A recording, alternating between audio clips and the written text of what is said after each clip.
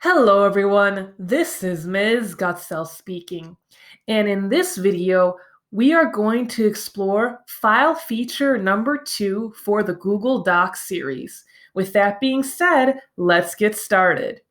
So, file feature number 2 is the item labeled New. When I hover over New with my cursor, I have the option to create a brand new Google Doc, spreadsheet, presentation, form, or drawing.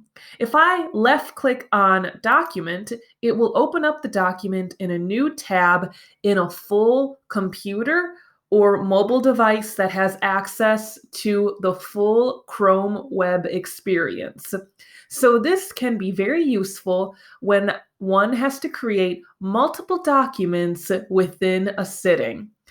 Thank you, and I hope this video helped you grow in your knowledge of technology.